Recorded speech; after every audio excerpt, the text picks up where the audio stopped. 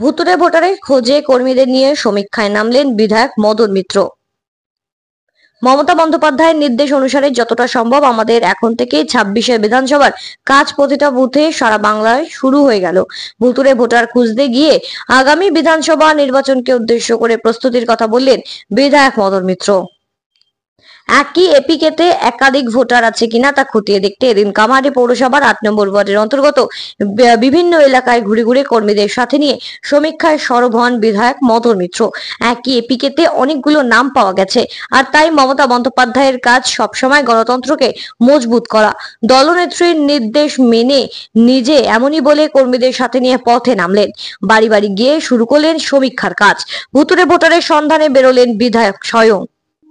সম্প্রতি নেতাজি ইন্ডোর স্টেডিয়ামের সভা থেকে ভুতুড়ে ভোটার নিয়ে কড়া নির্দেশ দিয়েছিলেন তৃণমূল সুপ্রিমো মমতা বন্দ্যোপাধ্যায়। তিনি স্পষ্ট ভাষায় উল্লেখ করেছিলেন, ভোটার লিস্ট ক্লিন করতে হবে, একজনও ভুতুড়ে ভোটার রাখা যাবে না। আর তার এই কথা অনুযায়ী দলের কর্মীদের সময়সীমা বেঁধেও নির্দেশ দিয়েছেন তিনি।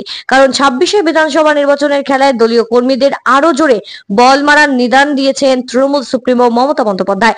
সেই নির্দেশ মেনেই এদিন কামারহাটির বিধায়ক মদন মিত্র তার বিধানসভা কেন্দ্রের কর্মীদের নিয়ে বৈঠক করেন। সেই মতো কামারহাটি পৌরসভার 8 নম্বর ওয়ার্ডের অন্তর্গত বিভিন্ন এলাকা ঘুরে ঘুরে খোঁজ করেন ভুয়ো ভোটারের। ওয়ার্ডের কাউন্সিলর দীপাংশু ঘোষালকে সাথে নিয়ে ওয়ার্ডের অন্তর্গত শুকতারা মোড় এলাকা থেকে শুরু করে অনুশ্রীপল্লী হয়ে কর্মীদের পায়ে হেঁটে একই সাথে এদিন এই কর্মসূচি পালন করেন বিধায়ক মদন মিত্র। মমতা বন্দ্যোপাধ্যায়ের নির্দেশ অনুযায়ী যতটা সম্ভব আমরা এখন থেকে ধরে নিতে পারেন 26 বিধানসভার কাজ প্রতিটা বুথে সারা বাংলায় শুরু হয়ে গেল। আমরা এই মুহূর্তে কামারহাটির 8 নম্বর ওয়ার্ড এবং তার সঙ্গে প্যারালালি 10 নম্বর ওয়ার্ড এপার ওপার করে দাঁড়িয়ে আছি। আমরা মূলত এসেছি যে একটা এপিকে অনেকগুলো ভোট আছে কিনা, যে হ্যাঁ এই মমতা বন্দ্যোপাধ্যায়ের এই অভিযোগ সত্য যে একটা এপিকে অনেকগুলো নাম পাওয়া যাচ্ছে, অনেকগুলো ভোটারের। মমতা বন্দ্যোপাধ্যায়ের নাম, মমতা বন্দ্যোপাধ্যায়ের কাজ সবসময় গণতন্ত্রকে মজবুত করার লড়াই, যে সারা ভারতবর্ষে একজনের এগেনস্টে একটাই এপিক হবে।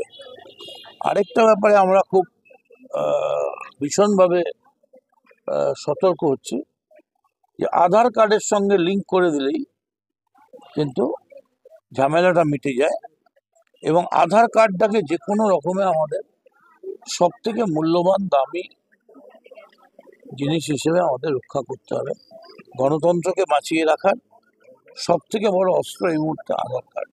যাদবপুর কাণ্ডে রেশ টেনে ভুতুড়ে ভোটারের সন্ধানে বেরিয়ে সাংবাদিকদের মুখোমুখি হয়ে বিধায়ক মদন মিত্র বলেন, যদি ভোট প্রচার করি আপনারা করুন না, আপনারা ভোট প্রচার না করে বলছেন যাদবপুরে পা দিলে পা ফেলতে দেব না, পা ভেঙে দেব। ইউনিভার্সিটিতে কে বারণ করেছে? ভালো তো প্রচার করলেন। যাদবপুর কাণ্ড নিয়ে বামেদের খোঁচা দিয়ে পিছু পা হলেন না বিধায়ক মদন মিত্র। যদি ভোট প্রচার করি তাতে কি হলো? কেউ বলেছে নাকি আপনারা করুন না?